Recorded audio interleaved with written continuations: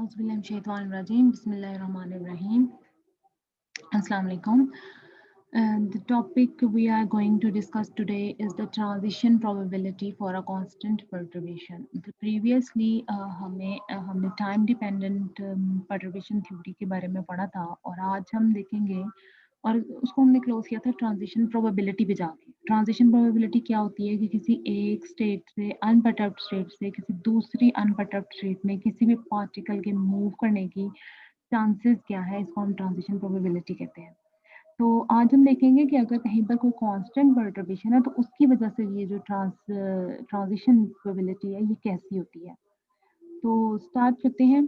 सबसे पहले तो हम देख लेते हैं कि एक जो हैमिल्टोनियन से हम हमेशा स्टार्ट करते हैं जो एनर्जी ऑपरेटर है वो टाइम डिपेंडेंट परटर्बेशन के लिए कैसा होता है। This is equal to H T is equal to H naught plus V T. यहाँ पर ये जो एच नॉट है ये अनपर्टर्ब्ड का हैमिल्टोनियन है जिसका एग्जैक्ट सोल्यूशन हमारे पास मौजूद है और ये जो वी टी है ये हमारे पास स्मॉल परटर्बेशन है जो अप्लाई की हुई है। अब क्योंकि हम कांस्टेंट परटर्बेशन से डील कर रहे हैं तो हम ये कहेंगे कि ये जो v है ये अब t पे डिपेंड नहीं कर रहा, मतलब ये अब टाइम डिपेंडेंट नहीं रहा।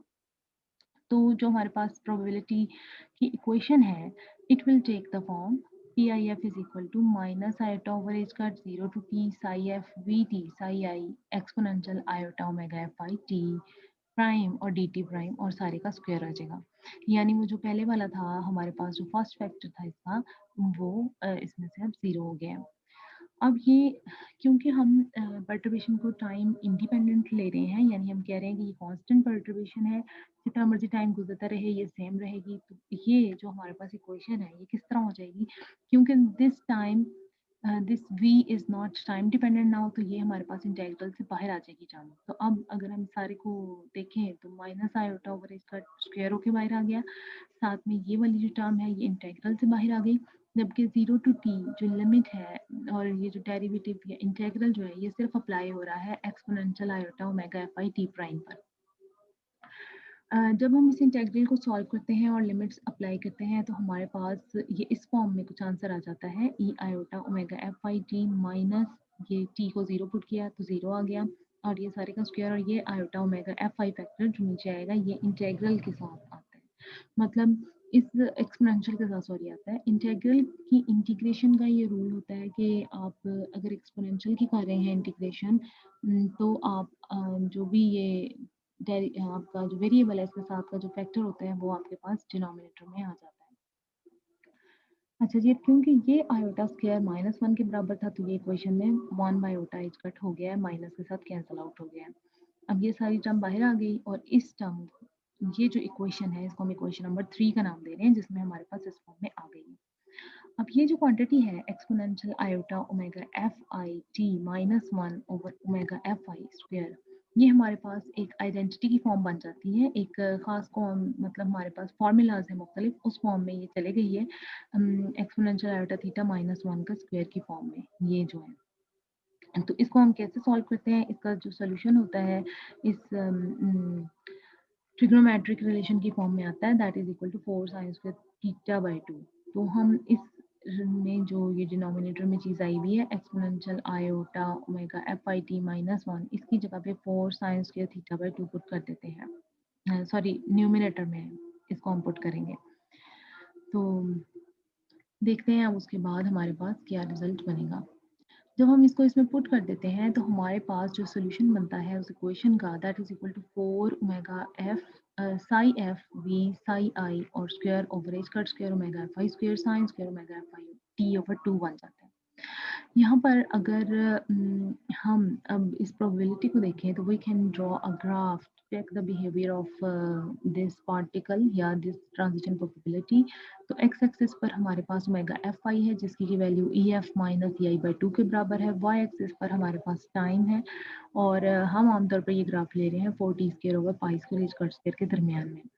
अगर हम t की value 2 pi over omega F I put करते हैं तो ओमेगा एफ आई हमारे पास 2 पाई बाई टी के बराबर आता है और ये वैल्यू उसको पुट करके हमारे पास जो सोल्यूशन है वो कुछ इस फॉर्म में आ जाता है, मतलब ये जो T square sine square omega F I को 2 पाई/t पुट किया तो ये बाय 4 पाई स्क्वायर, तो ये T square over 4 pi square sine square pi बन जाता है, और साइन पाई आपको 0 देता है, तो ये जो रिलेशनशिप है ये 0 के बराबर आ जाएगा। सिमिलरली अगर हम यहाँ पर ये जो रिलेशनशिप है इसमें ओमेगा एफ आई को नियरली इक्वल टू 0 पुट करते हैं, तो फिर हमारे पास क्या होता है कि ये sine square nearly equal to 0, मतलब बहुत छोटी 0 की वैल्यू पर एंगल की वैल्यू के लिए ये आपको टी स्क्वायर ओवर 4 दे देगा, और ये आपके पास मैक्सिमम प्रोबेबिलिटी होगी।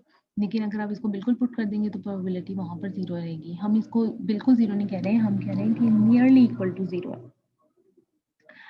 तो इस केस में अब हम देखते हैं कि अगर हम इसको n पाई/t पुट करेंगे तो ओमेगा एफ आई जो है इसकी वजह से प्रोबेबिलिटी 0 हो सकती है, क्योंकि साइन पाई 2 पाई ये सब 0 रिजल्ट देंगे। तो ये ग्राफ हम यहाँ से कंस्ट्रक्ट करेंगे। हम जैसे जैसे देखते हैं कि टाइम जो है आपके पास इंक्रीज हो रहा है, आपके पास ये जो कर्व है ये एक शार्प वैल्यू ले रही है, और जब टाइम कम हो रहा है तो देखें ये इनके एम्पलीट्यूड जो हैं ये डिक्रीज हो रहे हैं, और ओमेगा एफ आई जो है उसके इंक्रीज होने के साथ साथ आपके पास जो है इसमें एक इंटरफेरेंस पैटर्न ऐसा बन रहा है कि आपके पास डिके हो रहा है। मतलब पहले आप देखें आपके पास मैक्सिमम वैल्यू थी, फिर डिक्रीज हो रही है। तो इसमें बेसिकली हो क्या रहा है कि ये जो ओमेगा एफ आई है इसकी बेस के ऊपर आपके पास ये ट्रांजिशन प्रोबेबिलिटी बन रही है कि जितनी ज़्यादा इस फ्रीक्वेंसी की वैल्यू है ट्रांजिशन फ्रीक्वेंसी की, उतनी ही आपके पास इंटरफेरेंस पैटर्न उसकी वजह से बढ़ रहा है, क्योंकि ये आपके पास एक ऐसा फंक्शन है जो कि पीरियोडिक फंक्शन है, और ये पीरियोडिक फंक्शन 2 पाई/t के बराबर है। तो यहाँ से आप देखें इसका इनवर्स रिलेशनशिप है t के साथ, मतलब जब t की वैल्यू बढ़ेगी ओमेगा एफ आई की वैल्यू जो है वो कम हो जाएगी, और अगर ओमेगा एफ आई की वैल्यू बढ़ती है तो t की वैल्यू कम हो जाएगी। अब आप यहाँ देखें कि जैसे जैसे t की वैल्यू इंक्रीज हो रही है इस साइड पर ओमेगा की वैल्यू डिक्रीज हो रही है, और ओमेगा की वैल्यू हम कहाँ से निकालते हैं, इस विड्थ से, क्योंकि देखें ओमेगा जो है वो आपके पास एक्स एक्सिस पे है। तो आप ये देखें कि जैसे जैसे ही टी की वैल्यू इंक्रीज हो रही है, ये जो आपके पास पीक है ये शार्प होती जा रही है। तो हमारे पास omega F I is inversely proportional to time. As soon as time will increase, जो ट्रांजिशन फ्रीक्वेंसी की वैल्यू है उसकी पीक जो है नैरो होती जाएगी। जब नैरो होती जाएगी तो इसका मतलब है कि यहाँ पर जो ओमेगा एफ आई की वैल्यू है जो कि डिफाइन करिए आपको ये एनर्जी के e F minus E i is equal to 0, ये शार्प होने का मतलब ये है कि आपके पास ये डिफरेंस कम होता जा रहा है। जब ये डिफरेंस कम होता जाएगा तो फिर ओमेगा एफ आई की वैल्यू कम होती जाएगी, और फाइनल देखें आपके पास ओमेगा एफ आई की मैक्सिमम वैल्यू कहाँ पर आएगी, जहाँ पर आपके पास सॉरी टाइम की मैक्सिमम वैल्यू पर आपके पास ओमेगा एफ आई 0 हो जाता है। यानी अगर बहुत ज़्यादा टाइम गुजर जाएगा तो ट्रांजिशनल फ्रीक्वेंसी 0 हो जाएगी, और ट्रांजिशन फ्रीक्वेंसी के 0 होने की वजह से ट्रांजिशन प्रोबेबिलिटी भी 0 हो जाएगी, क्योंकि ये ओमेगा एफ आई जब यहाँ 0 पुट करेंगे तो साइन 0 विल गिव यू 0। तो ये graph sine omega F I के दरमियान में नहीं है, ये ओमेगा एफ आई और टाइम के दरमियान में है। आप ये देखें कि टाइम के इंक्रीज होने के साथ साथ ओमेगा की वैल्यू डिक्रीज हो रही है, और ओमेगा की वैल्यू डिक्रीज होने का मतलब क्या होगा कि e F minus E i is equal to 0। जब ई एफ माइनस ई आई 0 है तो इसका मतलब है कि जो इनिशियल स्टेट से फाइनल स्टेट में ट्रांजिशन है वो नहीं हो रही है। आपके पास मतलब कोई चांसेस ही नहीं है, प्रोबेबिलिटी जो इनिशियल से फाइनल में जाने की है वो कम होती जा रही है। यानी टाइम के इंक्रीज होने से हमारे पास जो ट्रांजिशन है वो डिक्रीज हो रही है, और फाइनली जब आपके पास time increase nearly equal to 0 होगा तो ये जो ट्रांजिशन प्रोबेबिलिटी है ये बहुत कम हो जाएगी, और ये जो इसका बिहेवियर है इस फंक्शन का कि आपके पास टाइम के इंक्रीज होने से जो फ्रीक्वेंसी है वो डिक्रीज हो रही है, ओमेगा एफ आई की वैल्यू कम हो रही है, और फाइनली ये एक पीक की फॉर्म ले रहा है। और आप ये देखें कि जहाँ जहाँ वो टाइम की वैल्यू कम है, ये पीक देखें ये आपके पास इतनी शार्प नहीं है, ये वाइडर है। तो ये पीक का शार्प होना with the increase of T, ये आपको एक दे देता है डेल्टा फंक्शन की फॉर्म, क्योंकि जो डेल्टा फंक्शंस होते हैं उसमें भी ऐसे ही होता है कि जैसे जैसे आप जो एक क्वांटिटी है उसको इंक्रीज करते हैं आपके पास जो एम्पलीट्यूड है वो डिक्रीज होने लग जाता है। तो डेल्टा फंक्शन की फॉर्म जब लेगा तो हमारे पास जो sine square y t over pi y square t is equal to ये डेल्टा वाई आ जाता है। This is called delta function. तो हम यही जो सारा अप्रोच है अपना जो फॉर्मूला हमने निकाला था उसके ऊपर पुट करेंगे। तो हमारे पास जो फॉर्मूला था वो था साइन ओमेगा टी की फॉर्म में, साइन ओमेगा स्क्वायर ये इस फॉर्म में आया था। जब इसके ऊपर डेल्टा फंक्शन हम अप्लाई करते हैं तो हमारे पास जवाब आता है 2 pi T H cut delta H cut omega F I over 2, और फाइनली ये delta H cut omega F I over 2 आपको दे देगा 2 basically delta omega F I over 2 आपको देता है 2 H cut delta H cut omega F I. तो अब यहाँ से हम देखते हैं कि ये जो H cut omega F i है ये बहरहाल बराबर है ई एफ माइनस ई आई के, तो हम इसकी जगह पर इसको पुट कर देते हैं। तो फाइनली हमारे पास ये जो डेल्टा फंक्शन बना इसका आंसर आ गया 2 H cut E F minus E I delta के साथ।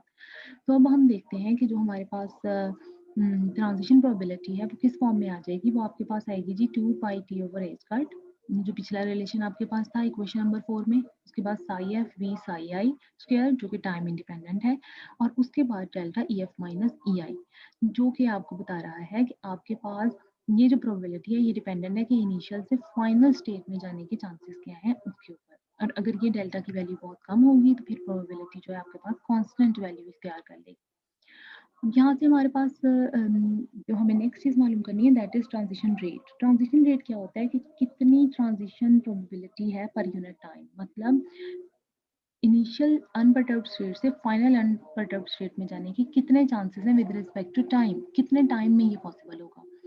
तो हम इसको टी से डिवाइड कर देते हैं और यहाँ पी इसको हम रिप्रेजेंट करते हैं गैमा फंक्शन से, गैमा एफ आई एफ से, और ये हम transition probability divided by T करेंगे। जब हम ये वैल्यू पुट कर देते हैं तो आप देखें कि आपके पास ये जो पूरी रिलेशनशिप है this is independent of time, इसमें कहीं टाइम का कोई फैक्टर नहीं है। पहले ये टी एक मौजूद था, अब वो भी कैंसिल आउट हो गया और आपके पास जो ट्रांजिशन रेट है उसकी वैल्यू आ गई है 2 पाई ओवर एच पर psi F we psi I का स्क्वायर और ये this delta E F minus E I.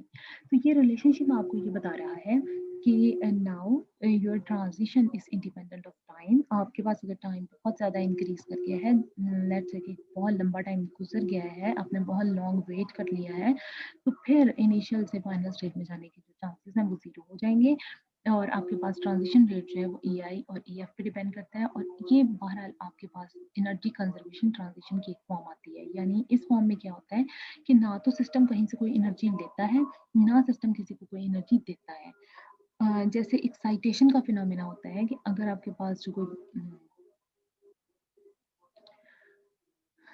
Particle जो है वो कोई भी मतलब ये कुछ इस किस्म की आप इसको ट्रांजिशन समझ सकते हैं जिसमें कि जो आपके पास स्मॉल टाइम है तो उसमें आपके पास किसी फाइनल इनिशियल से किसी फाइनल स्टेट में चला जाएगा इलेक्ट्रॉन और उसके बाद वापस आ जाएगा।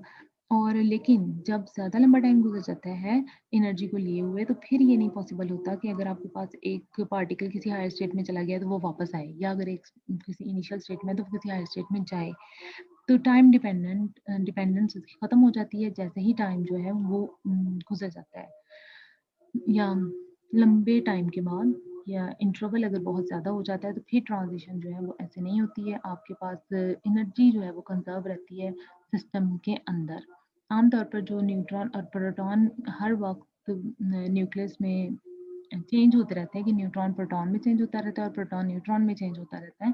तो आप उसकी ये एग्जांपल हो सकती है कि आपके पास बहरहाल किसी भी जो न्यूक्लियस है उसकी एनर्जी जो है वो कंजर्व रहती है। और अगर इस तरीके से हो कि हर वक्त एक न्यूट्रॉन प्रोटॉन में कन्वर्ट और प्रोटॉन न्यूट्रॉन में कन्वर्ट हो तो इसका मतलब है कि हर वक्त बीटा एमिशन होनी चाहिए, लेकिन वो नहीं हो रही होती। हालांकि ये बहुत ज़्यादा चेंजिंग उनकी होती रहती है।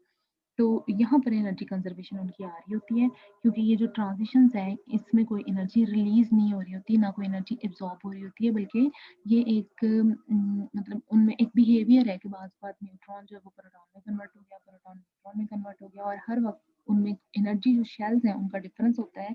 कुछ के एनर्जी शेल्स हायर एनर्जी पे होते हैं और प्रोटॉन के और न्यूट्रॉन के लोअर एनर्जी पे होते हैं, तो वो हर वक्त उनकी शिफ्टिंग जारी रहती है। हमें बाहर से उनको कोई एनर्जी नहीं देनी पड़ती उनको कन्वर्ट करने के लिए।